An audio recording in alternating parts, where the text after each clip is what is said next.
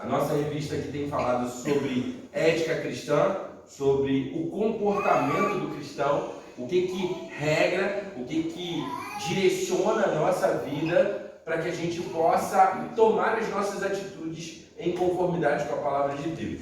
Se você se lembra lá na primeira lição que nós estudamos, a gente tratou a ideia de ética com doutrina bíblica. A ética cristã ela não caminha sem a doutrina bíblica. Por quê? Porque a doutrina bíblica é que estabelece os parâmetros, que estabelece os conceitos pelos quais nós vamos nos basear na nossa vida. Não adianta você ter ética e não ter doutrina bíblica. Uma conduta ética, moral, correta, ela não agrada a Deus por si só. Ter atos bons não promove glória para Deus por si só. Então nós temos que tomar muito cuidado com isso, é uma coisa que a gente tem que se lembrar sempre na nossa vida, que a gente ter atitudes boas como crentes não necessariamente demonstra que o nosso coração está no lugar correto, certo? Eu dei a primeira aula para os jovens, essa primeira lição da nossa revista eu dei para os jovens, e aí eu falei para os jovens, olha só, você não matar não quer dizer que você está glorificando a Deus. Você não roubar não quer dizer que você está glorificando a Deus. Você ter uma conduta boa diante da sociedade não necessariamente quer dizer que você está glorificando a Deus. O que faz com que a gente faça isso, o que faz com que nós, como crentes em Cristo Jesus, possamos produzir honra, glória e louvor para Deus com as nossas atitudes, é a motivação do nosso coração racional, consciente, intencional de fazermos aquilo para a glória de Deus. Então, eu usei lá num dia o texto de 1 Coríntios, capítulo 10, versículo 31, que eu costumo dizer que é a base, é a simplificação da vida cristã. Paulo vai dizer lá, quer comais, quer bebais, quer façais qualquer outra coisa, façam tudo, é intencional. É racional. Não é uma coisa acidental. Isso não é uma coisa que acontece por osmose. Eu tô dormindo e eu tô dormindo no sentido na vida, né? Eu tô vivendo minha vida meio assim sonolento, né? Não sei o que eu tô fazendo, pode entrar, gente. E por isso eu tô glorificando a Deus, porque eu não estou praticando atitudes ruins, moralmente falando. Não é assim que funciona. Quando eu não faço as coisas para a glória de Deus, necessariamente tudo aquilo que eu faço é pecado.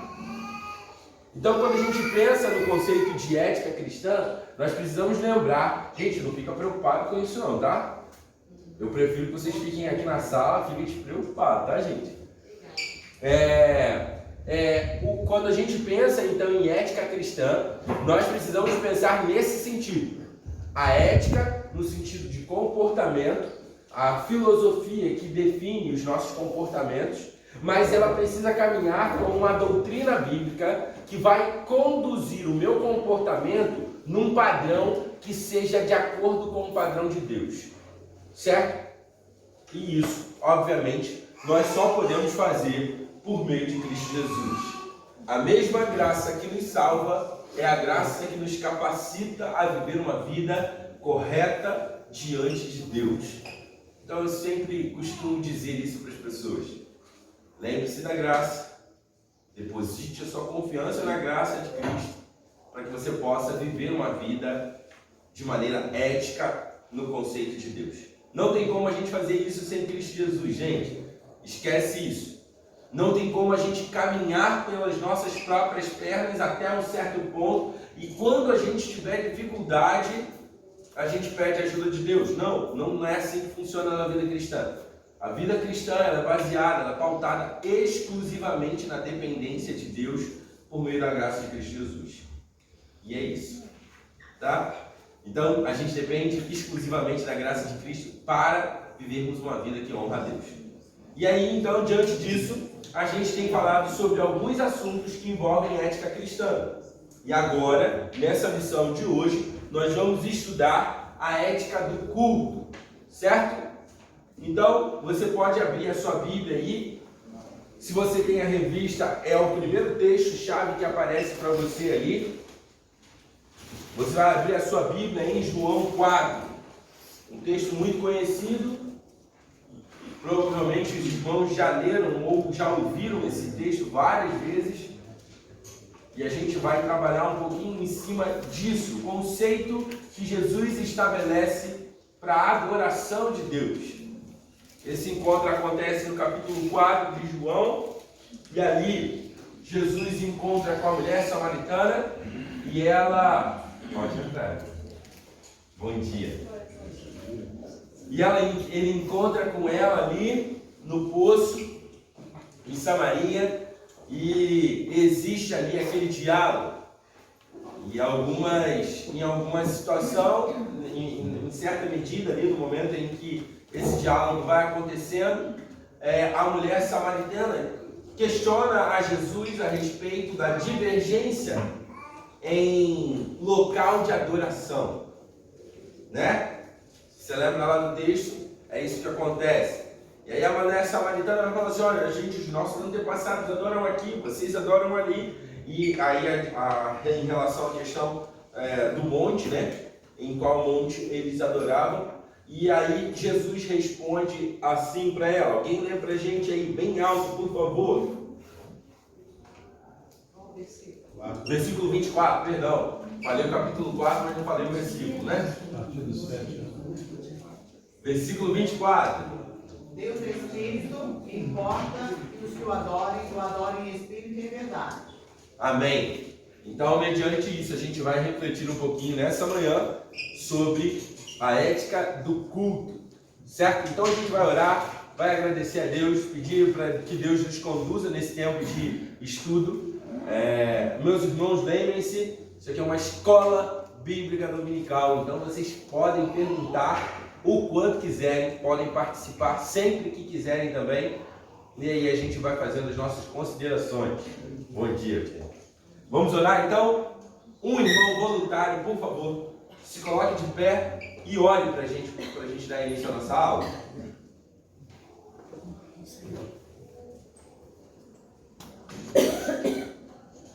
Nosso Deus, nosso Pai, obrigado por esse rico privilégio de estarmos aqui para estudar a Tua Palavra e, acima de tudo, Deus, aquilo que aprendermos, possamos colocar em prática no nosso viver diário. Abre a nossa mente, abre o nosso coração, para que podemos deixar entronizar a Tua Palavra. Obrigado pela presença do nosso professor, que ele seja inspirado por Ti e abra a sua boca para trazer aquilo que nós necessitamos. Afasta, Deus, os nossos problemas, dificuldades nesse momento, para bem distante, para que nada possa estar interferindo no nosso perfeito relacionamento para contigo. Obrigado pela nossa igreja. Obrigado pelos pastores que nós temos. Obrigado, Deus, pela diretoria da igreja e por todos nós também. Em nome de Jesus. Amém. Amém. Bom dia, gente. Pode ficar à vontade. Bom, a gente vai começar falando agora, então, sobre ética do culto. Então, para a gente pensar um pouquinho a respeito disso, o que você pensa a respeito dessa expressão, ética do culto? Quando você pensa nessa expressão, o que vem à sua mente? Comportamento. Sim, a gente, de certa forma, a gente vai falar sobre comportamento, né? Quando eu falei aqui, mencionei a primeira lição, na primeira lição estabelece a ideia do que é ética. Dentro do conceito de ética, a gente vai pensar nisso. Reverência. Sim, a gente vai falar sobre, de certa forma, sobre isso. Quando você pensa em ética no culto, o que vem à sua cabeça? Adoração. Adoração. Sim, a gente também vai entrar nesse aspecto. É bom a gente misturar duas palavras, né, para saber o que é ética. Né? Ética tem a ver com comportamento mais moral. Né? Então, quando você mistura o comportamento e tempera com conceitos morais, aí você tem a ética. Legal. E aí, quando a gente mistura isso com o aspecto do culto, a gente tem a forma como nós devemos nos comportar onde? No culto. A forma como nós devemos adorar, né? A gente leu o versículo 24, do capítulo 4 de João, onde a gente encontra ali Jesus dizendo como Deus deve ser adorado. Como Deus deve ser adorado, meus irmãos? Em espírito e verdade. É claro que Jesus ele está apresentando algo ali muito específico para a mulher samaritana, e talvez ela não consiga compreender a dimensão disso que Jesus quer dizer. A gente entende isso. Mas, de certa forma, todo mundo entende esse conceito da expressão de verdade, né? De sinceridade. Aquilo que não tem dolo, aquilo que não é enganoso, aquilo que não é falso. Então a gente precisa se lembrar disso quando a gente vai estabelecer alguns conceitos a respeito da ética no culto cristão, para que a gente possa prestar um culto que seja realmente culto. A gente tem aí, por aí afora, diversas coisas acontecendo em diversas igrejas diferentes. E o fato de ser uma reunião regular, num ambiente onde existem outras pessoas, e esse ambiente seja caracterizado, chamado como igreja, não necessariamente aquilo ali representa um culto. Certo?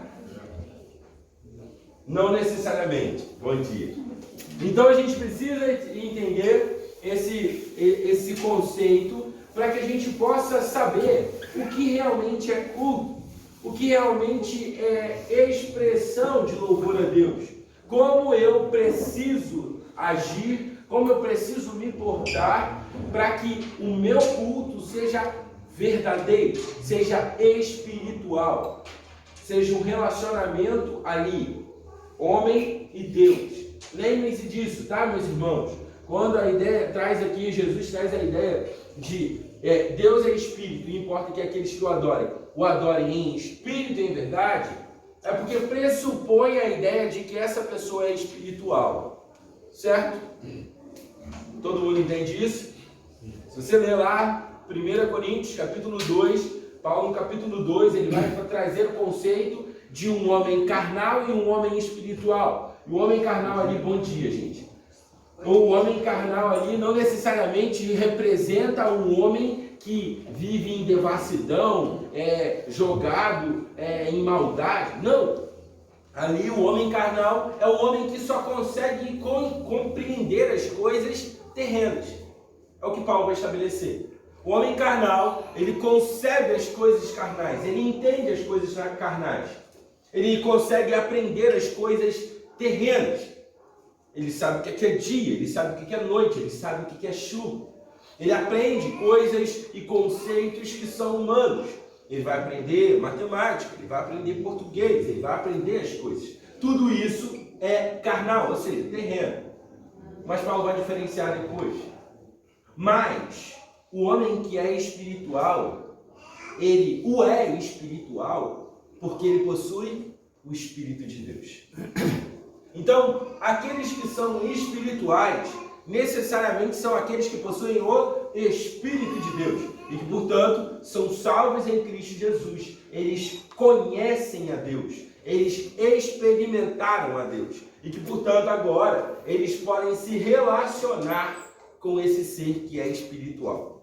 Esse relacionamento é feito no culto. É interessante saber o que é culto, qual é o propósito do culto. Isso aqui é muito interessante. Às vezes pensa que culto é só um momento de cantar e louvar. No culto, às vezes, se prega a palavra, para trazer pessoas para se converter. No culto, entendeu? Por isso que nós, como cristãos, temos que trazer pessoas ao culto, né, para que, no momento de louvor e adoração e da pregação da palavra, pecadores se convertam no culto. Sim. Entendeu? Então, mas culto não é apenas isso que nós fazemos no dia de domingo. Não. Ou de quarta-feira. Culto é tudo aquilo que representa a vida de um ser que é espiritual. Por isso, eu conceituei a ideia de espiritual aqui, para que vocês possam entender que quando a gente fala no aspecto de culto, sim, vão ter coisas que vão estabelecer conceitos particulares para o domingo, culto de quarta-feira, sim, mas eu quero que vocês entendam que culto é tudo aquilo que nós vivemos no nosso dia a dia e que nós apresentamos ao Senhor. talvez essa seja a maior dificuldade que nós temos. De lembrar que quando nós estamos no nosso trabalho, fora do ambiente da igreja, nós estamos em culto. Quando nós estamos em casa, nós estamos em culto. Quando nós estamos jogando bola, nós estamos em culto. Quando nós estamos andando de bicicleta, nós estamos em culto. Quando nós estamos conversando, até mesmo sobre futebol, nós estamos em culto. Quando nós conversamos sobre política, nós estamos em culto.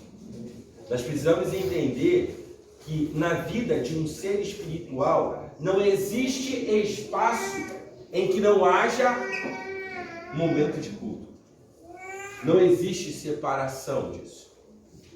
Porque para o ser espiritual, o ser que foi habitado por Deus, o ser que recebeu o Espírito de Deus, ele agora então se relaciona espiritualmente, constantemente com esse Deus. Certo? Quando você diz jogar futebol, cultuar, é prestar reverência, porque você, onde quer que esteja, você presta reverência a Deus. Então, o seu testemunho, você presta reverência, está cultuando através do testemunho. Às vezes você não está falando, mas testemunhando, através daquilo que do seu comportamento, você está prestando culto através da reverência. E prestar culto é reverenciar. Sim. Né? Através do louvor, da adoração, da pregação da palavra. Sim. Né? E às vezes você não está pregando numa igreja, mas está pregando com o seu testemunho. Sim. Né? Exato. E por isso a gente então estabelece esse conceito. Pode falar. Quando a gente fala de relacionamento, a gente pode se relacionar de várias formas. Ter um bom relacionamento, ter um relacionamento mediano. No nosso caso, o relacionamento com Deus, um bom relacionamento ele vai pressupor a semelhança com quem você se relaciona. Né? Então eu penso que o culto nosso, a ética nossa do culto, ela vai se aproximar da nossa semelhança com Cristo. Então, quanto mais semelhantes, melhor vai ser esse relacionamento de culto. Porque às vezes nós nos relacionamos com Deus de maneira belicosa. Você se relaciona, mas é de maneira completamente adversa ao que seria ético, né? Enfim. Sim, a gente precisa tomar muito cuidado, até porque se a gente olhar quando Jesus fala que ali para os fariseus, né? Qual é o maior de todos os mandamentos, né? Aí Jesus responde o quê? Amar a Deus acima de todas as coisas, né? Qual é o segundo maior mandamento? Interessante, porque eu só posso expressar horizontalmente aquilo que eu tenho verticalmente. Então Deus vai falar assim: ama o Senhor, o teu Deus, de todo o coração. Você vai amar Ele acima de todas as coisas. Nós temos muitos casados aqui, muitos com filhos. E aí a gente vai olhar assim, a Bíblia ensina a gente a fazer o quê? Você vai amar mais a Deus do que o seu cônjuge. E é isso que você deve fazer. Você deve amar mais a Deus do que os seus filhos. É isso que você deve fazer. Porque só quando eu amar a Deus dessa maneira é que eu vou conseguir amar o meu próximo e conseguir amar a mim mesmo como eu devo amar. Olha só que interessante. No ambiente de relacionamento com Deus, o que representa o nosso culto a Deus, eu preciso entender que não existe nada que possa se equiparar ao meu relacionamento com Deus. Por isso eu devo enfatizá-lo, eu devo buscá-lo, eu devo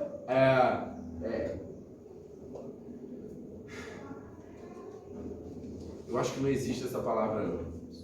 Intimizá-lo. Mas a ideia é de tornar esse relacionamento muito íntimo, muito próprio, pessoal. É alguém que eu conheço. Deus é alguém que eu conheço. E é alguém que eu busco conhecer todo dia. Eu preciso conhecer mais. Então aí eu desenvolvo o relacionamento. E aí então, o meu culto vai ser agradável a Deus.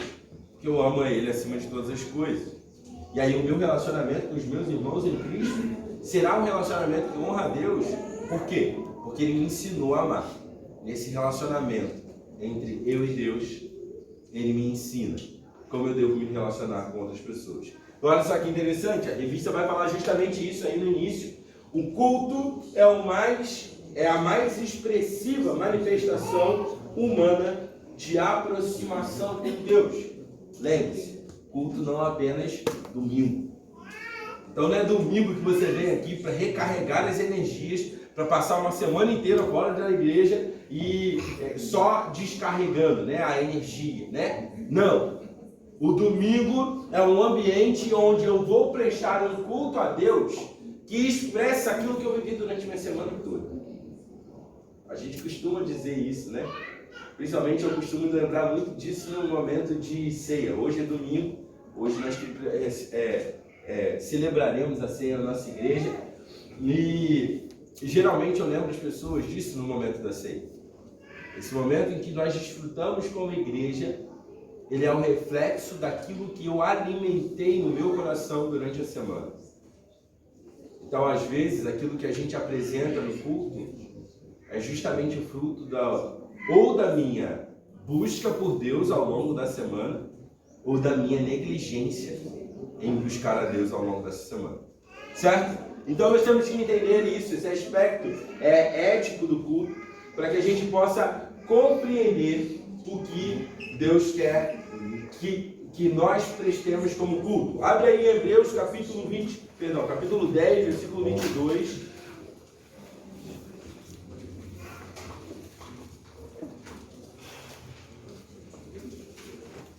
E a gente vai ler o texto aí.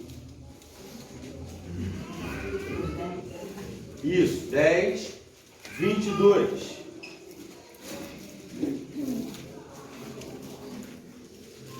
No capítulo 10 de Hebreus, o autor de Hebreus, ele vai falar sobre como nós devemos nos achegar até Deus. Lembre-se que essa expressão, eu vou falar um pouquinho mais disso para frente, porque a lição ela traz a ideia de entrar na presença de Deus, precisa ser tratado com muito cuidado, né? A gente vai falar isso mais para frente. Mas a ideia de se aproximar de Deus. O que Hebreus vai falar? Capítulo 10, versículo 22.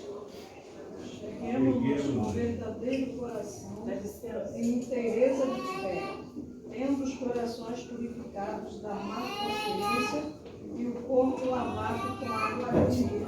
Como nós devemos chegar até Deus? Leia aí na sua Bíblia. Como nós devemos nos achegar até Deus? Um coração sincero, um coração consciente, sem rachadura que possa trazer alguma ideia de falsidade. A palavra sincera no Novo Testamento, ela traz a ideia de um polimento que se dava em alguns vasos para se cobrir rachaduras. Então, era uma atitude de má fé dos vendedores. Eles não queriam que o preço do vaso diminuísse. Então, o que eles faziam? Pegavam o vaso, passava a cera, polia o vaso e aparentava que não tinha uma rachadura, mas na verdade tinha uma rachadura.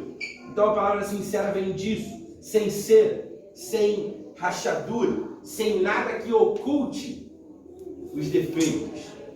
Então, o autor de Hebreus vai falar, vamos nos achegar ao nosso Deus com corações sinceros. O que mais? Com fé. Naturalmente, isso é necessário para a nossa vida com Deus. Para que a gente possa prestar um culto agradável a Deus, é necessário que a gente tenha fé. E essa fé é alimentada não no sentido aqui salvífico, mas no sentido de confiança em Deus, essa fé que aumenta à medida que nos aproximamos de Deus com sinceridade e que essa fé ela vai sendo desenvolvida. Certo? O que mais? Purificado. Com o coração purificado. Limpo. Né? É difícil. Né? Mas podemos ter o coração purificado por quem? Por Cristo Jesus. Então lembre-se disso. O culto, ele não é uma celebração de pessoas perfeitas que não pecam. De maneira nenhuma. O culto não é uma expressão de um louvor de alguém que é ilibado em sua conduta e que nunca tem uma conduta ruim. Não. O culto, ele é prestado por pessoas que se aproximam de Deus com sinceridade, não escondem as rachaduras. Não tem por que esconder. Eu costumo dizer com os jovens e adolescentes, a maior burrice que eu e você podemos cometer na nossa vida é achar que podemos enganar Deus. Não tem como. Isso é burrice, é ignorância nossa. Não tem como. Eu não tenho como chegar aqui e fazer assim, fingir que eu sou alguém, sendo que Deus está me vendo. Deus está me vendo. Meus irmãos, Deus está vendo a gente. Deus vê o nosso coração. Deus sabe como nós chegamos aqui na igreja nessa manhã. Deus sabe as dificuldades, as lutas que tivemos durante essa semana. Deus sabe de tudo isso. Mas Ele nos chama a nos aproximar dEle com um coração sincero. Apresenta o seu coração diante de Deus. Sinceridade. Apresenta diante de Deus. Clame a Ele, né, pastor? Sim. Dizendo que você A gente vai chegar nisso. Porque é a graça. Meus irmãos, olha só que coisa maravilhosa. Ele vai falar, o autor de Hebreus vai encerrar esse versículo dizendo: com corações purificados, quem tem um coração puro? Ninguém. Vocês podem olhar para as crianças, não, as crianças não têm um coração puro. Jesus purifica o nosso coração. É essa graça que permite com que nós possamos prestar um culto que seja agradável a Deus. E isso é maravilhoso. Porque por meio dele, eu posso prestar um culto agradável a Deus. Por meio dele, a minha aproximação com um coração sincero, ela não é repelida. Mas não. Deus me aproxima. Quando a gente olha lá para o capítulo 4 de Hebreus, o autor de Hebreus ele vai falar sobre isso. Ele vai falar sobre o grande sumo sacerdote no versículo 14, mas no versículo 16 ele vai dizer assim: olha, então, busquemos, nos acheguemos ao trono de graça e misericórdia, para que possamos alcançar graça e misericórdia no tempo oportuno. Quando é o tempo oportuno? Nas nossas falas. Todo dia. Então, nós podemos nos achegar até Deus. Não fuja de Deus por causa dos seus pecados. Corra para Deus por causa dos seus pecados. Ele é o único que pode te auxiliar nesse processo todo e fazer com que você mesmo, pecador, miserável, como nós somos, possamos prestar um culto agradável a Ele. Alguém quer falar alguma coisa? A gente vai entrar no primeiro ponto. Pode entrar. É só um adendo, né, da questão da sinceridade do culto. A palavra de Deus, uma pergunta: Senhor, quem entrará no teu santuário para te adorar? Quem? Quem tem as mãos limpas, o coração puro, não ter vaidade e saber amar. Olha só as características do verdadeiro adorador. Então, cabe a nós fazer um exame introspectivo ao entrar em qualquer lugar para adorar o Senhor, onde estivermos, né? Saber que temos que ter a mão, coração limpo, coração puro, não ter vaidade e saber amar o próximo. Mas ali, ele não está falando de nós.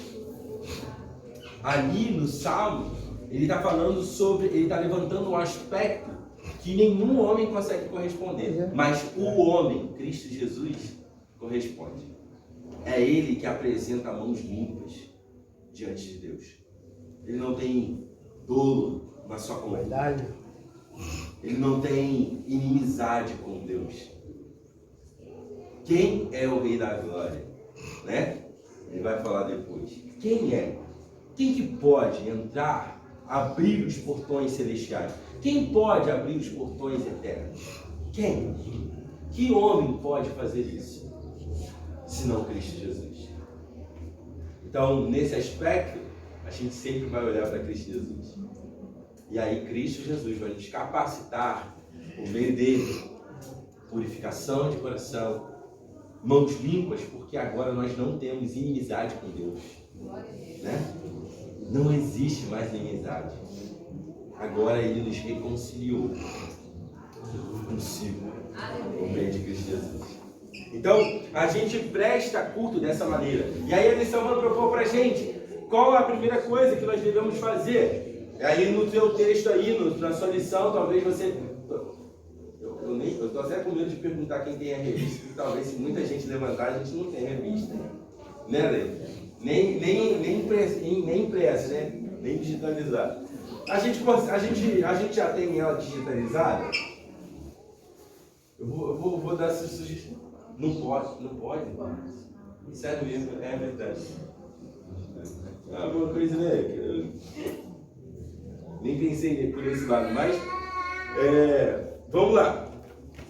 Bom, primeira coisa que ele vai falar aí pra gente, é necessário que para que haja ética no culto, é necessário que haja celebração de quem? De quem? A Deus. Meus irmãos, o culto é voltado para Deus, não é voltado para o seu gosto. Às vezes as pessoas saem do culto e assim, não senti meio... não senti aquela coisinha no meu coração, sabe? Acho que o culto foi meio assim, foi meio... Olha só, meu irmão, você foi chamado para adorar a Deus. E por mais que você chegue a algum lugar, pode entrar, gente. Gente, mas essa sala está muito lotada, gente. Que coisa maravilhosa. Não tem coisa mais feliz para o pastor é olhar uma sala de EBD cheia. A gente não tem espaço para botar gente. É uma alegria. Então, olha só, o culto não tem a ver com pessoas. Não tem a ver com pessoas. Tem a ver com Deus. É Deus que é o centro do culto. E olha só, lembra? Eu citei aqui o exemplo do ambiente de culto religioso nosso, domingo, mas isso representa o seu dia a dia, tá? Lembra que sempre quando eu falar culto, eu estou me referindo aos dois.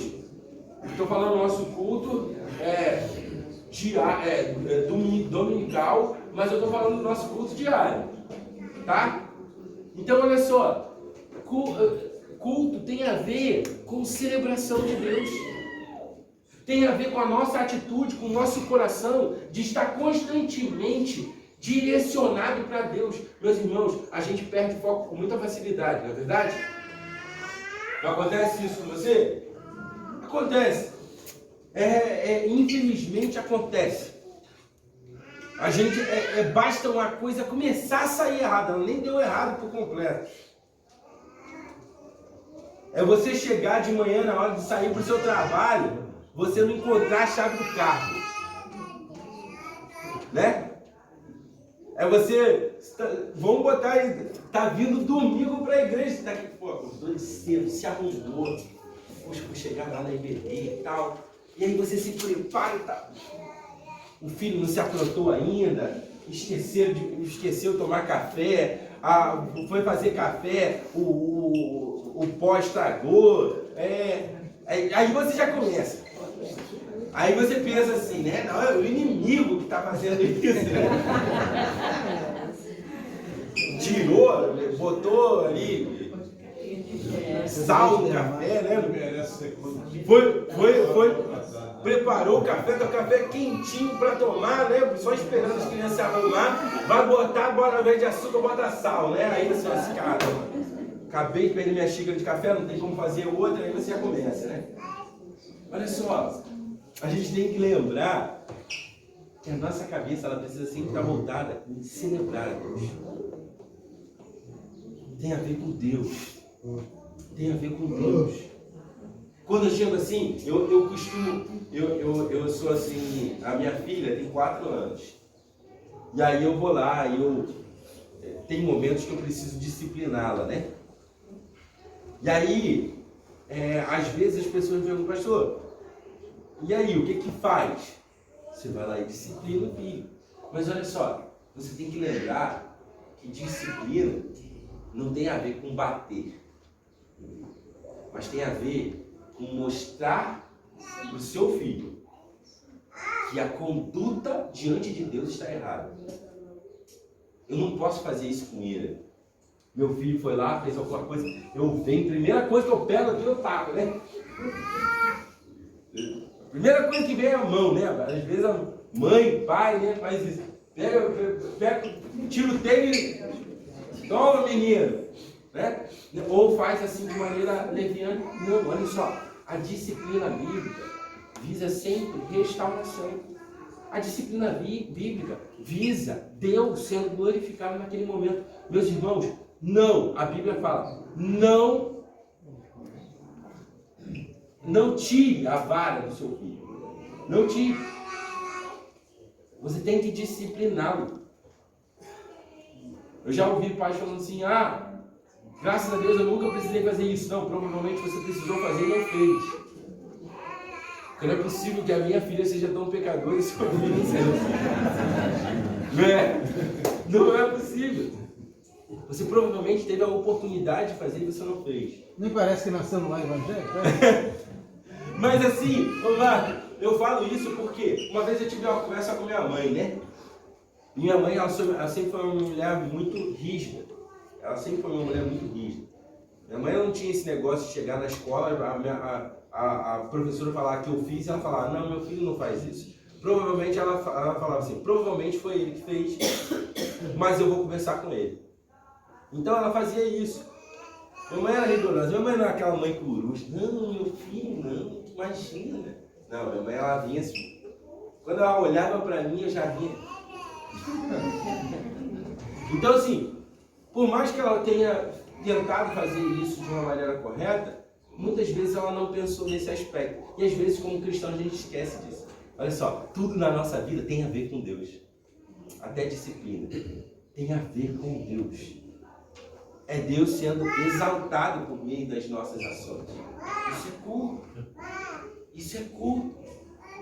A gente ensinar o nosso filho aquilo que eles têm que fazer, a gente tratar o coração deles, cuidar do coração deles, isso tem a ver com o nosso relacionamento com Deus e a forma como a gente enxerga que Deus precisa ser exaltado ali.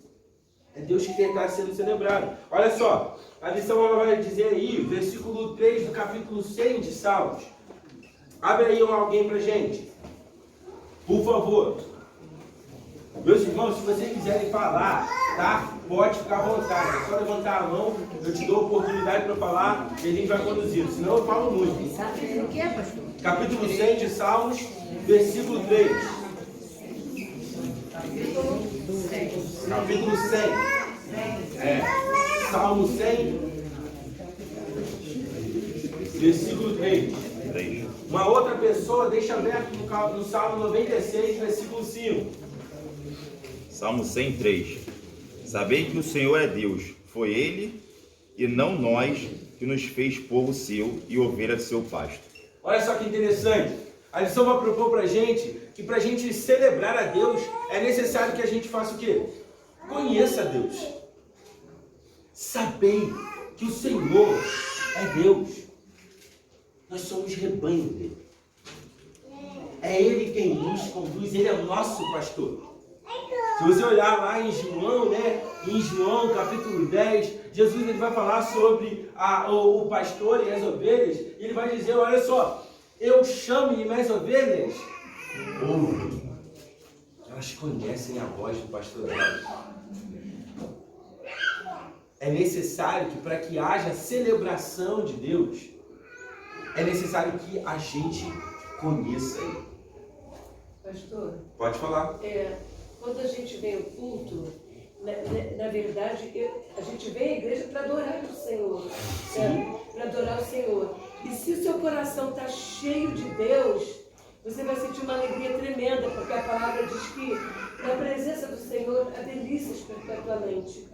E é interessante que eu costumo falar para as pessoas, quanto mais você vai à igreja, mais vontade você tem de estar na casa do Senhor. Quanto mais você busca Deus, mais tem vontade. Quanto mais você evangeliza, mais você tem vontade de evangelizar. E as coisas vão acontecendo de uma maneira tão linda que é impossível não vibrar por Jesus. Então a gente precisa, né, de deixar o Senhor fluir dentro de nós. A alegria do Senhor é a nossa força. Sim. Então, quanto mais a gente está na casa de Deus, nós dois fomos recebidos no domingo passado. Que alegria, que tristeza que eu tinha durante a pandemia de não poder ir a uma igreja. Mudamos no meio da pandemia para ficar perto do filho, das netinhas. E eu tô assim, é difícil o culto eu não chorar. Eu tô mal chorona. De tanta alegria de ter voltado para a casa do Senhor. Eu chego a me arrepiar. Domingo parecia que eu ia subir, cantando Deus vai na frente, abrindo as correntes, tirando os espinhos. Olha, parecia que eu ia voar. E eu só chorava. E aconteceu uma coisa linda. Sentou uma moça do meu lado, que ela saiu lá de um lado e veio para o meu lado. A minha nora saiu com a netinha, ela sentou do meu lado. E quando acabou o culto, ela virou para mim. Falou, eu fui abraçar, né, pastor, falando que era para abraçar. Quando eu fui falar com ela, ela falou assim: primeira vez que eu venho aqui, eu estava procurando Jesus e a minha amiga, pela internet, me convidou para vir aqui. Eu vim a primeira vez que eu venho aqui. Aí ela pediu meu telefone. Eu contei lá ontem na reunião de evangelismo, eu contei que ela pediu meu telefone. E ela falou assim: olha, eu operei câncer e eu estou com muita depressão. E, gente, sabe onde essa moça mora? Aqui pertinho. Ela ficou de vir hoje. Eu peguei o telefone e eu fiquei abraçada com ela. Ela, você pode orar por mim? Eu falei, agora. Aí eu orei com ela. Ela está numa alegria. Ela mandou uma mensagem para mim assim: tudo que eu precisava era daquele abraço. E isso me comoveu. Então ela hoje disse que vem, mora aqui pertinho, o pastor Fábio pediu para eu visitar, já me ofereci para visitar. Então, quando essa alegria está em nós, um abraço que você dá, a pessoa sente, né?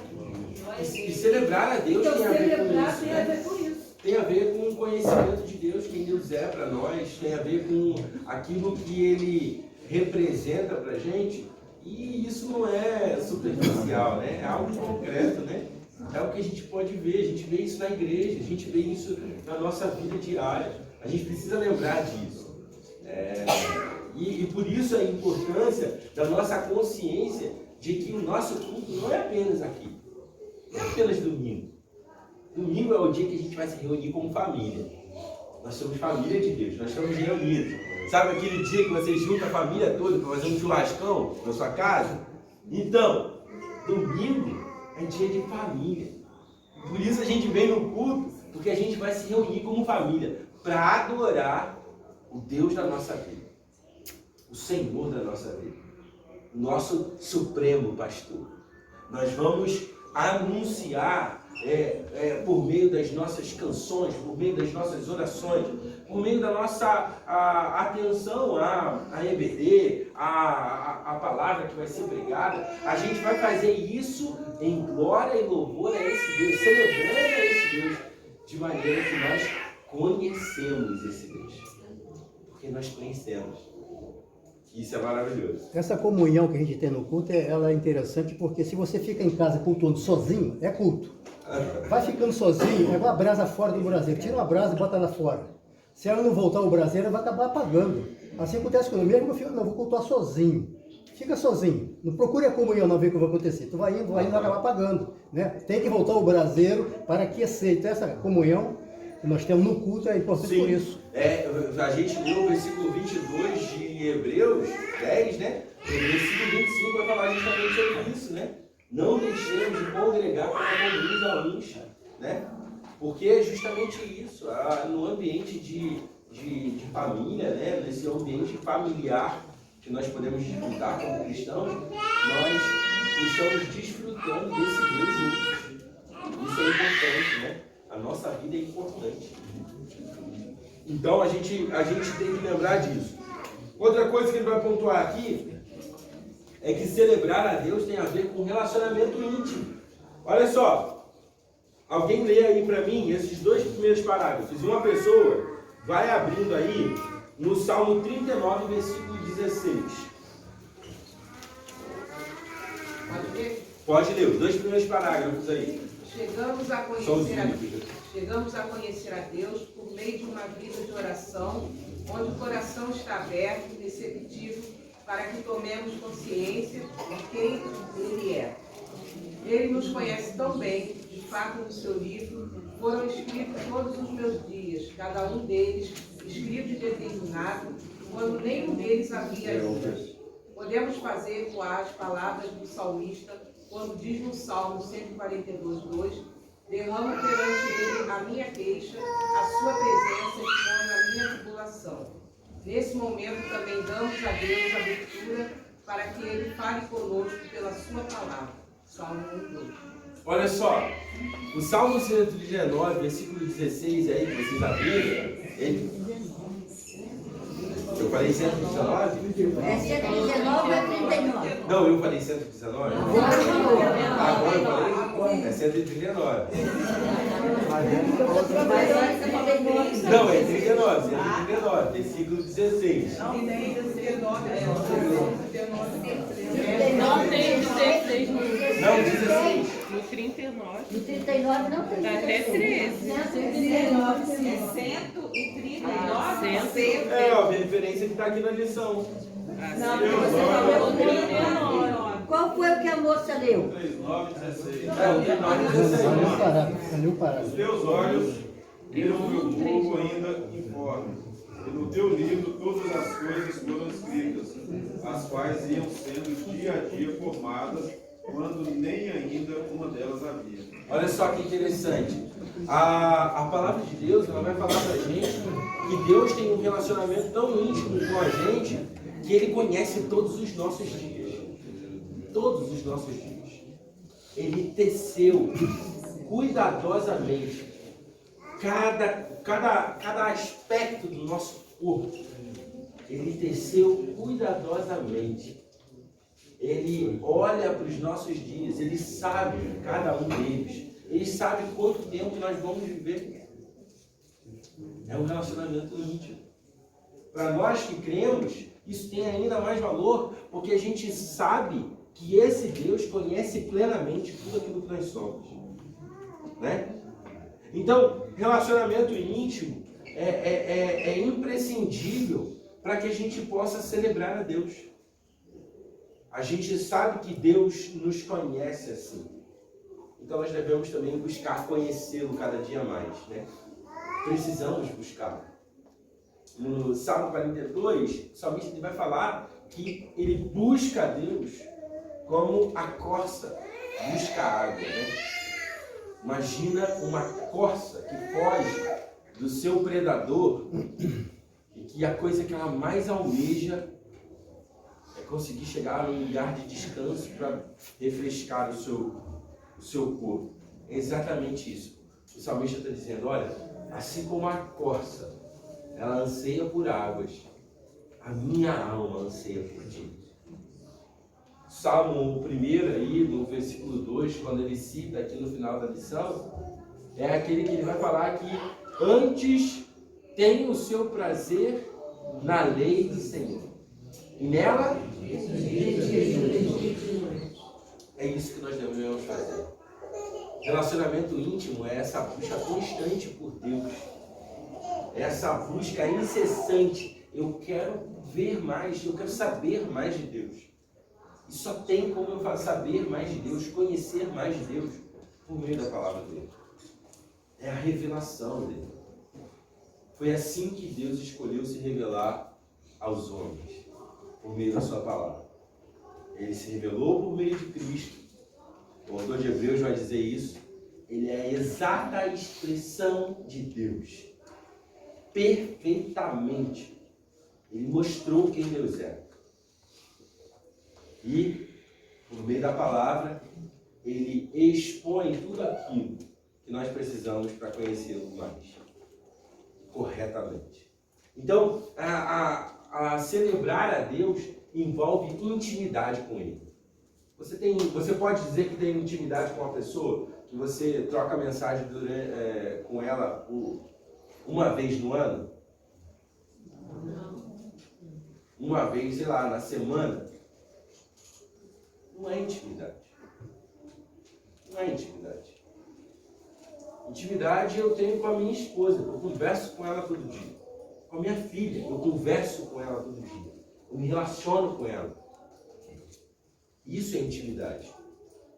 Então Deus nos chama a um relacionamento íntimo com Ele, para que a gente possa cultuá-lo da maneira devida. Isso é extremamente importante, meus irmãos. Por último, ele vai pontuar que para celebrarmos a Deus é necessário reconhecimento da pureza de Deus. E aí tem alguns textos, eu não vou ler os textos agora, meus irmãos, para a gente dar sequência, porque já são 9h24. Eu geralmente não consigo sair do primeiro ponto, né? Mas tem aí os textos, 1 Pedro, capítulo 1, versículo 16, Salmo 99, versículo 9, Salmo 24, versículo 4, Mateus capítulo 5, versículo 8. Então, assim, a Bíblia, por vezes, ela vai nos falar a respeito desse relacionamento com Deus por meio da pureza. O relacionamento, o reconhecimento da pureza de Deus é necessário para que a gente possa entender e celebrar e nos relacionarmos com Ele. O Mateus 5, tem aí o texto? Tem. Isso. Felizes são os puros de coração, né? A ideia aqui não é aqueles que são puros ou sem pecados, tá? Porque não teria lógica. Imagina Jesus falando isso para as pessoas, sendo que ele está indo morrer por pecadores, né? Não faz sentido. Mas aqui, Jesus, no Sermão do Monte, ele não está se referindo a pessoas que são assim por si só, mas pessoas que são assim porque priorizam o reino de Deus acima de todas as coisas. Então, aqueles que são puros de coração aqui, segundo Cristo Jesus, são aqueles que depositam em Deus a sua confiança e que por ele são purificados. E então apresentam corações puros diante de Deus. A gente leu ali em missões estaduais, né? A gente trabalhou com o texto de Mateus, bem-aventurados pacificadores, né? Quem são os pacificadores? São aqueles que não fazem guerra, são aqueles que não brigam, né, em casa, ou aqueles que não discutem com o vizinho, ou que não. Pacificadores são aqueles que anunciam a paz. Qual é a paz que Jesus está se referindo? Reconciliação. O Evangelho de Cristo. Lembra aquilo que Jesus vai fazer? Ele trouxe paz. Reconciliou o inimigo. Nós éramos inimigos de Deus. Ele nos reconciliou consigo por meio de Cristo Jesus. Trouxe paz. Paz no Novo Testamento envolve diretamente a ação de Cristo em pacificar a ira de Deus contra nós. Então, bem-aventurados os pacificadores. Quem são os pacificadores? Aqueles que anunciam a paz de Deus. Qual é a paz de Deus? Cristo Jesus morreu em nosso lugar, pelos nossos pecados, para nos reconciliar com Deus e fazer com que possamos ter novamente um relacionamento com o nosso Criador. Essa é a paz. Esses são os pacificadores. Puros de coração, a mesma coisa. Puros de coração, aqueles que são purificados por Cristo para apresentarem seus corações diante de Deus. Então, a ideia é essa. O reconhecimento da pureza de Deus faz com que busquemos nele pureza para servirmos a Ele, para adorarmos a Ele, para celebrarmos a Ele. Esse é um conceito que nós devemos desfrutar no nosso momento de culto. Pureza de coração. Por quê? Porque o nosso Deus é puro. Sejam santos, porque eu sou santo. Pedro vai falar isso, mas ele está citando Levítico. Lá em Levítico, Moisés estabeleceu o conceito de adoração a Deus. Vocês vão ser santos. Por quê? Porque o Deus que separou vocês é um Deus santo. Ele não é qualquer deusinho aí, meia boca, de meia tigela de Canaã, dos egípcios. Não. Ele não é Deus feito por homens. Ele é um Deus completamente distinto. E o seu povo precisa ser distinto. Porque o seu povo representa quem ele é. Sejam santos, porque Deus é santo. Pureza do nosso coração ela envolve o nosso relacionamento com Deus e faz com que a gente preste um culto agradável a Ele. Não porque nós não somos pecadores, mas porque a graça de um Deus Santo habita em nossas vidas de maneira que transforma as nossas vidas em algo completamente diferente. Amém? Celebrar a Deus envolve isso. Envolve o nosso conhecimento de quem Deus é, o nosso relacionamento íntimo com esse Deus que nós conhecemos, e envolve o nosso reconhecimento da pureza de Deus. E aí ele vai partir para o próximo ponto.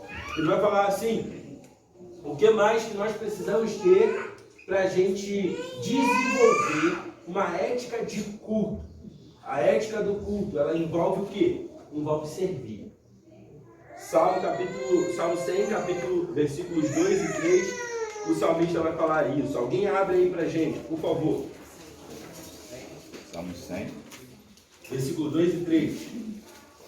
Servi ao Senhor com alegria e apresentai-vos a Ele com canto. Saber que o Senhor é Deus, foi Ele e não nós que nos fez povo seu e ovelha do seu pasto. Nós devemos fazer o quê? Servir. Meus irmãos, quando a gente olha lá em Marcos, Jesus vai falar justamente isso. Olha, o Filho do Homem também não veio para ser servido, mas para servir e dar a sua vida em favor de muitos. Olha só, o nosso maior exemplo, que é Cristo Jesus, é um exemplo de servo. É um exemplo de serviço.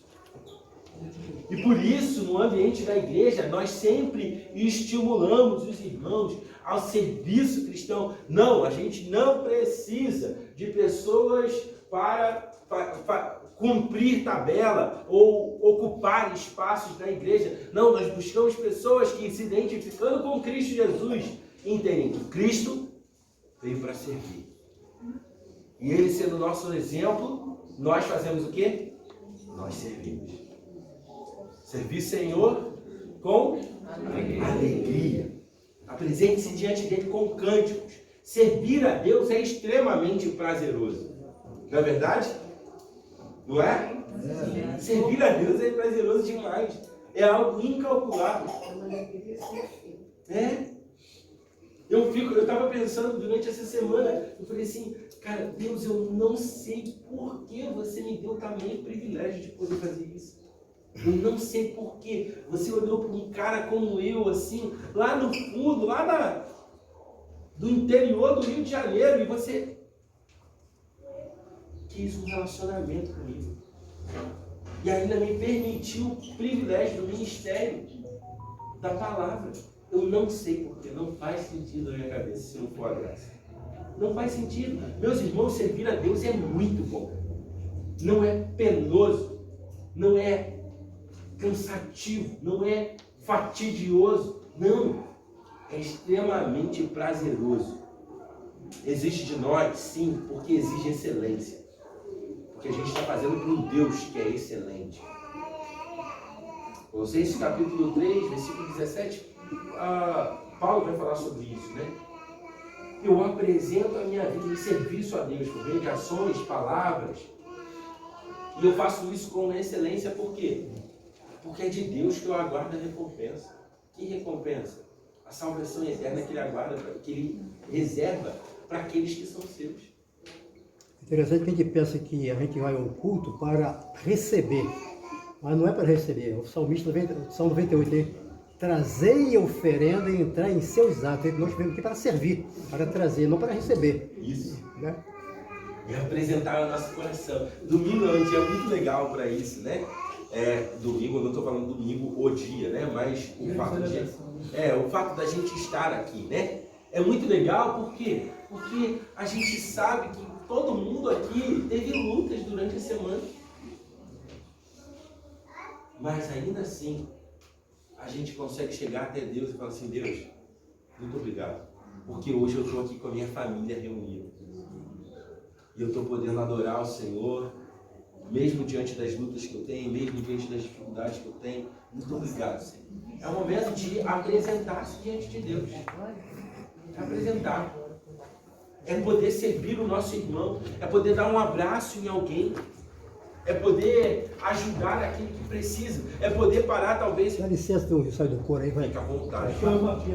Não, gente, fica à vontade, tá? Fica à vontade.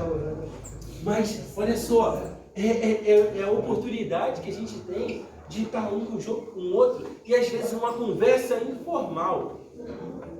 Que aí você nem calculou, pô, vou lá conversar com fulano, vou conversar com ciclano. Não, você nem calculou. Você está batendo um papo ali como irmão, né? E aí você compartilha uma situação difícil. E aí o seu irmão vai lá, ora por você. Ele compartilha uma situação dele, você ora por ele. Isso é serviço. É a gente se ajudando mutuamente.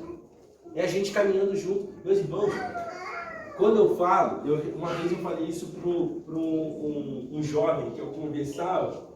Eu falei assim, ó, quando eu falo que você é meu irmão em Cristo, eu não falo isso por demagogia ou por puro jargão cristão, não.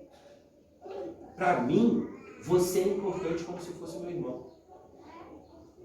Igreja é isso, meus irmãos, isso aqui é família.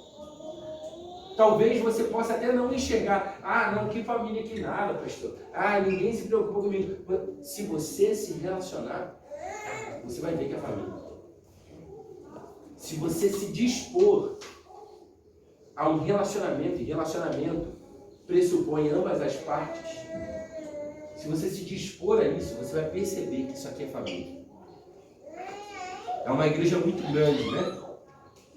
Às vezes tem pessoas aqui que você vai ver aqui num domingo uma pessoa, no outro domingo você vai ver pessoas diferentes. Cara, eu nunca vi aquela pessoa. Mas o fato de ser uma igreja grande não torna isso aqui um ambiente impessoal, não. Você tem milhares de oportunidades de parar e sentar e conversar com uma pessoa, investir na vida dela, falar, compartilhar com ela um pedido de oração. Você tem muitas oportunidades. Basta a gente desenvolver isso. E aí a gente vai servindo um ao outro. Serviço é isso, né? E aí ele vai dizer assim, ó. Ele vai citar alguns exemplos aqui. Ato de doação, e aí ele vai apresentar algumas coisas aqui. A nossa vida, o nosso tempo, né? Ele fala, ato de dar no âmbito da teologia significa presentear Deus com a sua vida, entregar-se ao Senhor, deixar que Ele dirija o que lhe deu, pois tudo pertence e deve ser dedicado a Ele, estar pronto a reproduzir o que Deus deseja de sua vida, para a glória dEle. Ele vai apresentar outras coisas também aqui, ato de sacrifício, ato de expressão, ato de reverência. Tudo isso são ações que nós devemos ter no ambiente de serviço que nós apresentamos diante de Deus. Servir a Deus com alegria significa apresentar as nossas vidas. Chegar diante de Deus e falar assim, Senhor, está aqui a minha vida. Eu tenho a minha vida para te oferecer. Me ajuda a direcionar ela conforme o Senhor quer.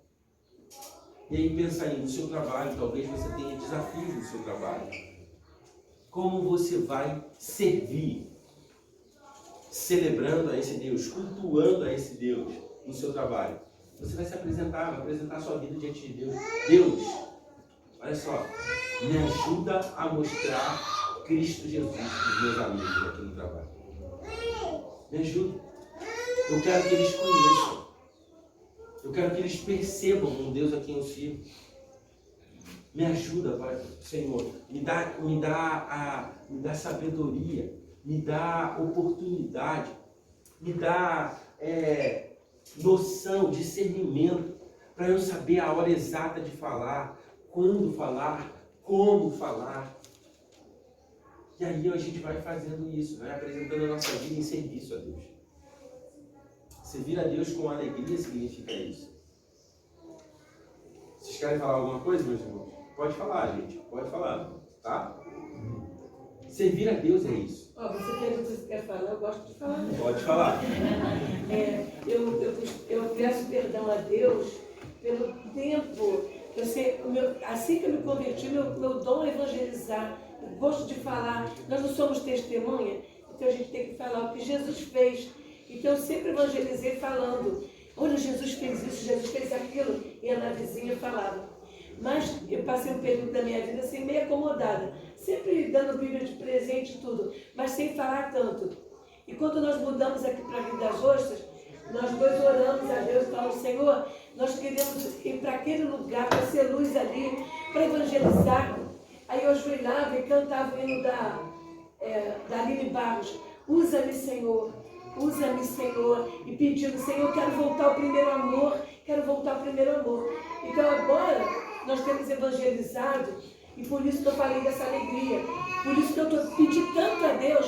Sábado passado teve um café aqui, que a irmã, ela ensinou, ela falou assim, olha, na minha casa eu botei uma mesinha com uma cadeira do lado, e quando eu passo ali é o meu lugar de falar com o Senhor. E ela falou, eu estou assim encantada de tanto incentivar a ler a Bíblia, a ter intimidade, como você falou. Então quando você tem intimidade com Deus, você não consegue calar. A boca fala do que o coração está cheio. E à medida que você fala, você vai tendo experiências. E é muito lindo. E a gente tem que aproveitar as oportunidades, né? É uma conversa, às vezes, na fila do banco. É uma conversa qualquer hora, no trabalho. Qualquer dia, em qualquer lugar. São coisas assim que a gente não planeja muito. Mas é a oportunidade que talvez você vai ter ali de falar. Servir a Deus. Deus, a minha vida está aqui. Eu quero servir ao Senhor. Aonde quer que seja. A gente sabe que todo mundo é chamado. Eu estava falando isso com os embaixadores ontem, à noite. Todo mundo, todos nós somos chamados ao ministério da palavra. Todos nós. Se tem uma coisa que Deus deixou como ordem para todo mundo, anunciar o Evangelho. Somos chamados a isso. Eu até falei para eles, vocês podem até não saber quais são os seus dons específicos. Talvez ao longo da vida, Deus vai trabalhar isso na vida de vocês e vai ajustando. Até você perceber qual é o seu dom de fato para você servir a igreja. Mas olha só, todos nós somos chamados. E aí eu usei como exemplo, né, o texto que eu vou usar hoje à noite para encerrar o culto, que é o texto de 1 Pedro capítulo 2, versículos 9 e 10. Nós somos raça eleita, sacerdócio real, povo adquirido por Deus, propriedade exclusiva de Deus, nação santa. E a gente é isso para quê? Para anunciar os feitos poderosos de Deus. O propósito de sermos identificados dessa maneira é para que anunciemos os feitos poderosos de Deus. Ele termina no versículo 10 dizendo, olha, antes vocês não sabiam que era misericórdia, mas agora vocês sabem. Antes vocês não sabiam o que era ser povo de Deus, mas agora vocês são povo de Deus. O que vocês devem fazer? Ajam, anunciem misericórdia, ajam como povo de Deus, anunciando os feitos poderosos de Deus. Pode falar, mãe. E a gente muitas das vezes fala, eu vou falar o quê? Como a primeira vez que eu fui chamada, que Deus me chamou para me levar, eu só tinha o Marlon tinha uns 4 anos, morava no fundo da casa do meu pai. Marta, vai lá e fala com Marília, ele vai passar, eu quero falar de mim para ela. Essa pessoa, ela não falava comigo, nem eu falava com ela, ela era cunhada da minha irmã. E eu fui no corredor, falei assim, eu vou falar para ela, ela não fala comigo, fui questionando com Deus. Eu abri um portão, ela não veio nada, eu voltei a entrar. Marta, volta, ela vai passar. Eu falei, eu não quero falar com ela, o que eu vou falar com ela? Eu fui, abri o portão, tá vendo? Ela não aparece, ela não vem. No meio do caminho, volta, ela vai passar. Eu voltei, ela passou. Ela apareceu lá na esquina. Aí que bobeira, né? Que bobeira. Eu falei assim, eu fiquei questionando ainda com Deus. E ela passou. Eu não falei. Ela morreu. Ela estava com AIDS. Ela tinha feito na gravidez, ela fez transfusão nela, assim que surgiu a AIDS aqui. E passou, depois estava com os 3 filhos, Eu me mudei para uma casa e, de repente, uns três meses, eu passando, varrendo na minha calçada, passa um vizinho que morava na frente, que ele não falava comigo também. Marta, vai lá e fala de mim com ele. Eu falei, Senhor, mas ele não fala comigo.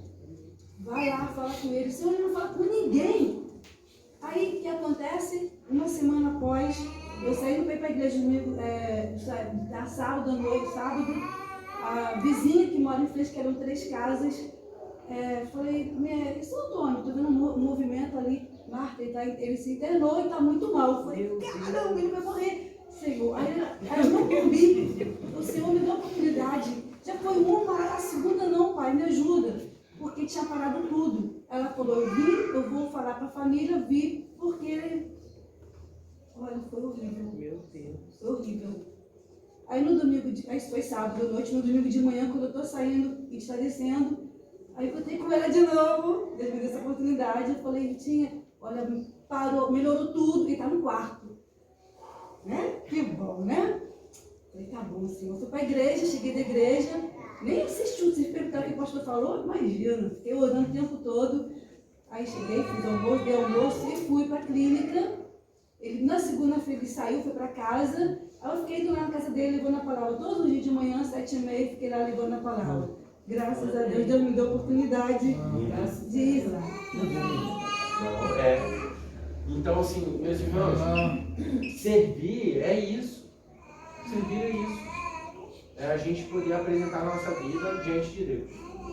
A gente tem o privilégio de servir a Deus com alegria, né? Então a gente pode fazer isso. Eu vou passar para o último ponto, então, e aí o último ponto ele vai dizer assim, e aí foi aquele aspecto que eu falei para vocês, né?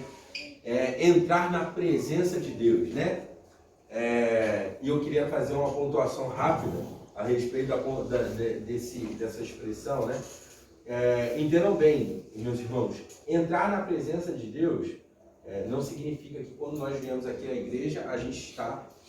Não, a gente sempre está na presença de Deus. Nosso Deus, ele é onipresente. Onipresente significa que ele está em todo lugar. Então sempre estamos diante da presença de Deus. Talvez você possa esquecer disso. Mas o fato de você esquecer disso não quer dizer que você não está na presença de Deus. Então, só essa correção, porque às vezes a gente fala como se a gente usa expressões veterotestamentárias. E aí eu quero fazer essa comparação só para que você compreenda. Por que existe na Bíblia essa expressão entrar na presença de Deus? Porque no ambiente veterotestamentário, o momento de culto, o local onde Deus escolheu se manifestar, primeiro no deserto ali, né? E posteriormente nessa caminhada até Canaã, no tabernáculo, e depois, quando na era dos reis, com Salomão, ele passa a habitar no ambiente do templo. Deus se limitava apenas àquele lugar? Claro que não, mas era um local de manifestação. Então era a expressão de relacionamento que as pessoas tinham. Então quando ele fala assim, entrar no seu santuário, significava a representatividade do sacerdote quando ele ia representar todo o povo de Israel. Então é nesse aspecto. Isso no Velho Testamento. No Novo Testamento, isso muda. Cristo vem, ele morre, ele ressuscita, ele passa a habitar aonde? Em nós. Nós somos a habitação de Deus. Inclusive, é o texto de hoje à noite. Nós somos a habitação de Deus. Nós somos a habitação de Deus. Então eu não entro na presença de Deus. Eu posso apresentar os meus pedidos diante de Deus. Eu posso apresentar o meu coração diante de Deus como uma expressão ali cultual, de oferta, né, de sacrifício. Senhor, está aqui o meu coração. Né? Então é uma expressão que eu posso utilizar. Mas assim, eu não vou falar assim, é pecado, pastor? Não é pecado, é uma expressão que às vezes as pessoas usam de maneira errada. Tá? Então aqui a lição traz esse aspecto aí, dizendo, entrar na presença de Deus é um dos aspectos éticos do culto, né? E aí ele vai dizer assim, ele vai usar justamente o texto do Salmo 100, versículos 4 e 5. Já que o Saulo leu os outros dois versículos, lê pra gente, por favor, de novo. Salmo, né? Salmo. Salmo 100, versículos 4 e 5. Entrai pelas portas dele com louvor, e em seus atos com hinos. Louvai-o e bendizei o seu nome. Porque o Senhor é bom e eterna é a sua misericórdia. A sua verdade dura de geração em geração. Quando a gente fala então em relação a isso, entrar no templo, entrar pelas portas do templo, significa esse momento de culto da nação de Israel. É o momento em que eles se apresentavam. Eles iam até lá, não que no Antigo Testamento não houvesse essa compreensão de que a nossa vida é um culto. Até porque Deus instrui seu povo a viver uma vida correta diante, segundo a lei, Você lembra lá de Josué, capítulo 1, Josué, Deus vai falar isso com Josué. Você vai se lembrar de Deuteronômio, capítulo 6, Deus fala isso com o povo antes de entrar na terra prometida. Você vai ler lá em Egito, em Êxodo, depois que eles saem do Egito, Deus estabelece também o conceito de normas, de leis, para que o povo seguisse as leis. Então, Deus sempre inculcou na cabeça do seu povo essa ideia presente de que a nossa vida é culto. Culto não é apenas quando eu chego na igreja, ou quando, por exemplo, no Antigo Testamento chegava no tabernáculo, Culto é a nossa vida. E até aí lembrei, de uma situação ontem, conversando com um amigo, a partir do momento que a gente entende, que nós estamos constantemente na presença de Deus, nós vamos ter atenção com os nossos atos nas pequenas coisas. Porque a gente tem que seguir, aí foi a frase que eu falei com o amigo, eu posso te enganar, mas Deus eu nunca consigo enganar. Então, a partir do momento que eu tenho isso claro, que eu estou na presença de Deus constantemente, eu vou ter atenção em relação às minhas atitudes, meus pensamentos, para que tem tudo convergir para que a palavra me oriente, o que Deus quer para nossas vidas. Gera temor, Exatamente. Gera temor, e um temor que não é apenas um amedrontamento, Eu já falei isso com os irmãos a respeito da palavra temor. A palavra temor, ela tem dois significados que caminham juntos. É o medo, é um amedrontamento da pessoa em reconhecimento de quem Deus é. Eu olho, eu enxergo, a palavra de Deus me revela, existe um Deus. Eu tremo de medo. É o Criador dos céus e da terra. Mas a palavra temor também tem a ver com reverência, com respeito. Eu olho, eu enxergo, eu leio a palavra de Deus. A palavra de Deus representa um Deus. E diante desse Deus, eu reverencio como Deus.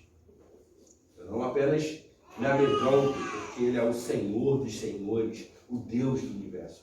Mas esse medo, gerado pela consciência de quem Deus é, gera em mim um respeito. Eu reverencio esse Deus. Então a palavra temor ela tem a ver com isso. Então a ideia é essa. Quando eu entendo quem Deus é e como Ele age em nossas vidas, e que Ele está constantemente olhando para a minha vida, eu também temo Ele todos os instantes da minha vida. Deus sabe.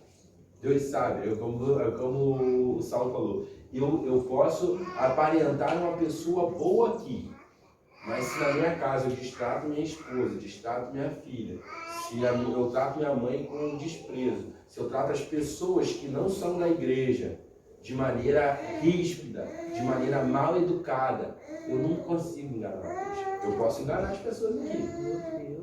Eu posso. Mas Deus, o Deus que me vê e está olhando para mim agora, isso não acontece. Isso eu não vou conseguir. Então a maior loucura do homem é achar que pode enganar a Deus. A maior loucura do homem é achar que pode viver dois tipos de vida diferentes. Um aqui dentro e outro ali fora. É a maior loucura. Por quê? Porque Deus não é enganado por ninguém. Então, quando a gente olha assim, a respeito de entrar na presença de Deus, traz esse aspecto de relacionamento cultural do povo de Deus com o seu Deus. Essa ideia de que eu presto um culto ao Senhor. Lembre-se Quando eu sempre estou falando da palavra culto, eu estou me referindo aos dois ambientes. Tanto ao ambiente de final de semana, né, dominical aqui, quanto ao ambiente casual, informal, diário, né? Tá, olha aí. Colossenses capítulo 3, versículo 16. Alguém abre aí pra gente, a gente vai ler. Aqui vai dizer assim, Colossenses 3 nos lembra que devemos prestar o culto ao Senhor, cantando louvores e estudando a sua palavra. Olha aí o que Colossenses capítulo 3, versículo 16 vai dizer. Alguém? Quem achou pode ler. Habite ricamente em vós a palavra de Cristo, instruí-vos e aconselhai-vos mutuamente em toda sabedoria, louvando a Deus com salmos e hinos e cânticos espirituais, com gratidão em vosso coração. Efésios capítulo 5, versículo 19, é a sequência de um texto muito famoso, onde ele vai falar sobre não vos embriagueis com vinho que causa dissolução, mas enchei-vos do Espírito. E aí ele vai dizer o que isso representa na nossa vida. O vinho ou qualquer outra coisa, né? Ali Paulo não está dando ênfase à bebida. Paulo está falando sobre a ideia de controle. Quando eu sou controlado por qualquer coisa que não seja Deus, essas coisas promovem dissolução, divisão, dissensão. Mas, quando eu sou controlado por Deus, por meio do seu Espírito que habita em mim, eu faço o quê? Versículo 19. E vocês falarão entre vocês salmos, hinos, cânticos de louvor a Deus, dando a Ele graças por meio de Deus Pai. Então, o nosso relacionamento com Deus, ele é demonstrado dessa maneira, né? E aí a gente vai encontrar aqui que esse Deus, que é presente nas nossas vidas, nós precisamos nos relacionar com Ele dessa maneira, né? Colossenses capítulo 3, versículo 16, vai falar isso. Então, a palavra de Deus habita ricamente em nossos corações, nós nos voltamos para Deus em oração, com canções, com louvores, nos relacionando uns com os outros em gratidão a Deus por aquilo que Ele fez. E isso é uma expressão de que eu tenho consciência de que eu estou na presença de Deus. Eu faço isso porque eu sei que existe um Deus. E esse Deus, Ele olha para a minha vida constantemente. Amém? Amém. Aí na sequência ele vai dizer assim, ele vai lá no finalzinho da lição, ele vai dizer assim: quero que você pense, porque às vezes você entra para cultuar e adorar a Deus e tem reações como as seguintes em relação ao culto. Foi 10. Aquele conjunto é excelente e parece ser profissional. Aí assim, foi médio. Não gosto muito daquele dirigente de louvor, mas a mensagem foi boa. Tinha luz queimada no tempo. Quê? Tinha luz queimada no tempo. Foi ótimo. Tudo que foi dito foi direto pro meu irmão, né? Esse aqui é o famoso crente pá, né? Não, que ele sempre... aquele irmãozinho precisava tanto ouvir isso, né? O crente vai jogando pros outros, né? Poxa, fulaninha tinha que estar aqui hoje para ouvir o que eu acho que eu falo. Nada lixada, né? Hoje a gente ainda tem as gravações, né? É aquela pessoa que vai mandar no WhatsApp, né? Que, olha, essa mensagem é para você, ó. Essa mensagem é para ela, né? Essa mensagem é para ela, mas é para mim também, né? Gente, a gente está falando de um culto prestado a Deus. A palavra do Senhor, antes de tudo, a gente costuma falar isso no culto, né? Tem que ser inchada, né? A gente crente inchada. A gente vem... Quê? Tem o ruim também. Ah, tem. Eu nem continuei aqui, porque aqui fica pior. Foi muito ruim, só cantaram hinos e cânticos. E o pastor falou: sai não mão de mim. Eu não li por causa disso. O pastor terminou a EBD 10h15. Mas você citou mandar a mensagem para a pessoa. Não, mas olha só. Não estou dizendo que isso é errado, não, gente. De maneira nenhuma.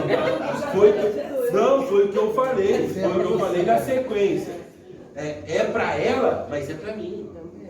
O culto, a gente tem que lembrar que a gente está prestando culto a Deus e tudo o que acontece no culto envolve primeiramente a mim. Olha só, a gente costuma dizer isso no culto, né? Que antes da gente trazer a palavra para vocês, ela fala no nosso coração. E meus irmãos, tem vezes, eu não sei se o pastor Fábio, provavelmente o pastor Fábio já deve ter experimentado isso, que às vezes no momento do culto, enquanto a gente está pregando, cara, a gente vê situações na nossa cabeça de coisas que a gente viveu, talvez recentemente na semana, e que faz a gente falar assim, pô, isso aqui, Deus, é duro demais. Isso aqui é duro demais. Como que eu vou falar para meus irmãos isso? Mas tem a ver com a gente. Meus irmãos, olha só, eu seria o mais miserável de todos se eu achasse que quando eu subo lá para pregar uma mensagem, eu estou falando somente para vocês. Não existe coisa mais miserável do que isso. Porque olha só, eu estou dizendo assim, meus irmãos precisam, eu não preciso. Não existe isso. Não existe isso. É maravilhoso perceber como Deus, meus irmãos, talvez aqui tenham irmãos que já leram a Bíblia mais de uma vez. É possível. É possível. Lembra? Senhor, que orgulho. Eu já li a Bíblia mais de uma vez. Nós também. Tem aqui. Meus irmãos, olha só. Quando eu releio a Bíblia, eu não digo nem que parece diferente, irmão Jorge. Mas me lembra coisas que eu esqueci. Eu até botei isso na mensagem para falar. Isso é forte. Porque eu falei assim, eu botei na mensagem assim, às vezes você pode olhar para o pastor Fábio, que é cabeção teológico, que sabe que o pastor ele chega assim na pregação, né? O livro tal, do fulano de tal, na página tal, você já sabe disso. Mas você lembra disso? Eu nunca. Você conhece? Claro, eu não conheço. Claro que eu não conheço. E se eu li, eu não lembro, mas... Você vai lembrar. Você pode olhar para o pastor Fábio falar isso, mas olha só, eu tenho certeza, toda vez que nós lemos a Bíblia, Deus está me lembrando, eu não digo coisa nova, mas eu digo que Deus me lembra coisas que eu já aprendi e que talvez por algum motivo no meu coração, pecado no meu coração mesmo, negligência minha, por algum motivo eu deixei de lidar com aquilo aí. Por isso que eu preciso ler a Bíblia constantemente. É reforço. São 66 livros. Você vai falar assim, poxa, eu já vi 30 pregações em 1 Pedro. Pastor Paulo está pregando 1 Pedro de novo. Sabe por quê? Eu também já li a carta de Pedro para mais de 100 vezes. Para mais de 100 vezes. Eu deu vergonha, estava vendo uma coisa de George Miller, né? Aquele que pegou os orfanatos lá na Inglaterra. Ele leu a Bíblia 200 vezes, 50 de joelho. Pastor, tem uma experiência interessante de leitura bíblica. Né? Uma coisa é você, eu sou crente desde o berço. Uma coisa é você ler a Bíblia, tipo o Salmo 3,16. A criança aprende aquilo rápido, né? Porque Deus amou o mundo, da maneira e tudo. E aí você vai ler a carta de Romanos. E aí passam 5 anos, você vai e volta e lê de novo o mesmo versículo. Ele tem um outro significado mais rico. Isso. E aí você volta lá em Romanos de novo. Depois do mesmo tempo, você já está mais maduro, você já leu outras coisas da Bíblia. E aí você vai lá em João 3 de novo e lê de novo. Agora você consegue ler o contexto e não só o versículo. Quando você chega no versículo, você fala, então é isso. Tem mais. Sabe? Então, eu tenho certeza que o pastor, que a pessoa está falando, cabeção teológica, eu vou falar para ele que você É o pastor Fábio. Eu andei lá no culto daqui a pouco. Eu tenho certeza que ele, quando ele vê o João 16, ele percebe muito mais profundamente o amor de Deus do que eu que leio pouco. Talvez eu leia pouco demais para perceber a intensidade do amor de Deus. Mas toda vez que eu vou lá na Bíblia, dou aquela rebuscada e leio 50 vezes de joelho, quem foi que leu? Jorge Miller. Não, nesse sentido. Não. E assim, a gente começa a perceber que os textos, eles não são desconexos. Sabe por quê? A mensagem é a mesma. Eles estão falando sobre Cristo. Estão apontando para a graça de Deus em redimir o homem que se afastou dele. E aí você começa a perceber. Aí você pega um texto, pega outro texto, e às vezes os dois textos têm a diferença de 6 séculos só. Só 6 séculos. Mas eles falam a mesma coisa. E com isso, pastor, a gente consegue perceber, né, o quanto a palavra de Deus ela é viva. Porque eu posso ler um texto no momento da minha vida, se eu ler esse mesmo texto no outro momento, vai produzir algo diferente. Então a própria palavra se reafirmando. Ela é viva, eficaz, mais penetrante que espada de 2 gumes. Porque tem coisas que a gente passa pelo texto bíblico que às vezes a gente não percebe. Não é que tem um sentido oculto no texto, mas eu não compreendi aquilo que eu deveria ter aprendido. Porque até mesmo aqui, o Augusto, certa vez dando a escola dominical, eu entendo Deus à medida que eu me relaciono com Ele, como está o meu momento de vida, é a forma que eu vou enxergar Deus. Né? E vai ser da mesma forma a palavra. Mas só que isso é importante a gente entender que a forma de eu enxergar Deus é por meio da palavra. Sim. A experiência que eu vou ter depois é resultado daquilo que corresponde à palavra de Deus. Porque Deus não se apresenta de uma forma diferente na Bíblia e pra gente de outra. Sim. Não. Tem muitas pessoas que seguem as suas experiências. E por elas pensarem que por experimentaram alguma situação e ela é sobrenatural, necessariamente é algo de Deus. Não, olha só. Deus se revelou de uma forma. Qual é a revelação de Deus? Falei aqui antes. Cristo Jesus é a revelação expressa de Deus. A palavra de Deus é a demonstração de tudo aquilo que Deus quis que eu soubesse a respeito dele. Deus se limita a apenas 66 capítulos, 66 livros? Não. Claro que não. Claro que não.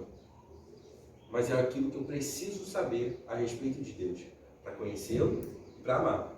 Então eu busco o meu relacionamento parelhado com aquilo que a Bíblia diz. Sim. E aí a Bíblia ela vai direcionar o que eu tenho que fazer, a forma como eu vou falar com Deus, a forma como eu vou viver com Deus.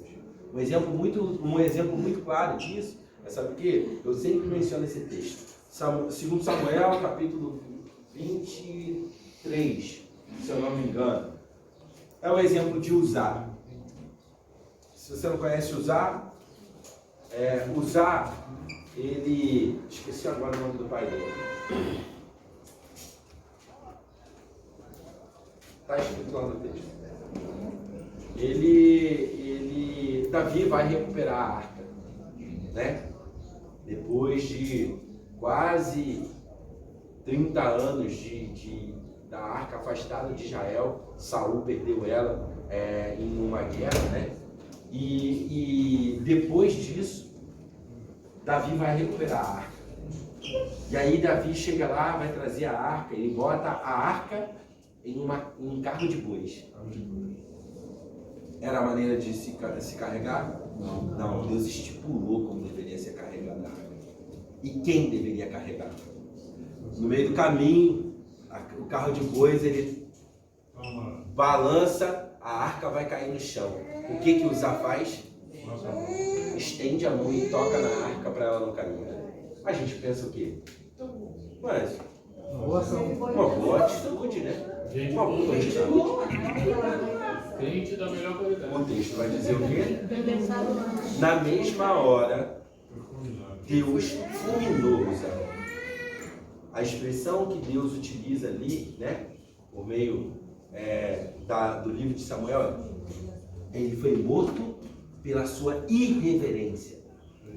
Mas Deus, ele não deixou a arca cair. Irreverência mesmo foi Davi, né? A irreverência de usar foi justamente querer fazer as coisas de um jeito que Deus não estabeleceu. Aí as pessoas pensam assim, mas só que isso aqui não é do meu, não, eu posso fazer isso aqui diferente. Não, olha só, se a Bíblia diz isso aqui, é isso aqui, ponto. Eu costumo usar uma frase e às vezes soa como mal educado, mas não é não, tá? É com todo amor. Deus não se interessa pelas nossas boas atitudes. O que Deus quer de nós é a obediência. Não é isso. Deus ele não quer minha opinião sobre como ele regulamentou as coisas. Não. Ele não perguntou isso. Deus fala isso para Jó. Jó, aonde você estava quando eu criei o universo? Onde você estava quando eu estabeleci os parâmetros do mundo? Aonde que você estava? Se você é tão sábio, Jó, se você acha que eu errei ao conduzir o universo, aonde você estava para eu poder pedir a opinião sua? Aonde estava a sua sabedoria, Jó? Para que eu pudesse me consultar com você. E aí Deus começa, aí que Jó começa a perceber, caramba, eu pequei contra Deus. Nesse caso aí, a terra estava mais limpa que a gente para tocar. Deus preferiu que sujasse no barro do que movimentar essa mão, né? E aí Deus vai lá e estabelece o conceito. O que a gente precisa lembrar é que o culto tem a ver com Deus. O culto tem a ver com Deus. E assim nós estabelecemos um conceito de ética no culto.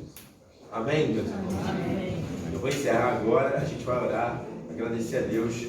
Agradeço a paciência de vocês aí, passei de novo do tempo, mas está tudo certo. Para mim está tudo bem. Para vocês está tudo bem. Se para você não estiver tudo bem, não fala para mim, tá? Se estiver tudo bem, fica para a próxima, então. Tá bom? Vamos orar, agradecer a Deus. Vamos nos colocar de pé.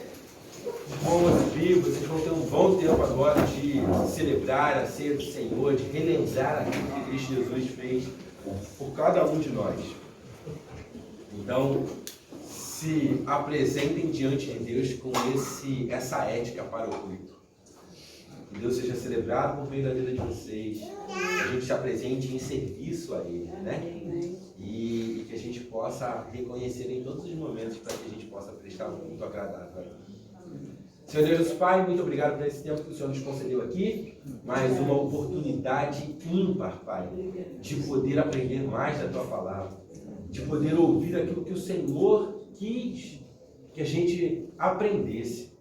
Pai, nos dá o temor devido, Pai, nos dá o desejo, Pai, ardente para buscar mais na Tua palavra, a amar o Senhor e a prestar um culto agradável ao Senhor.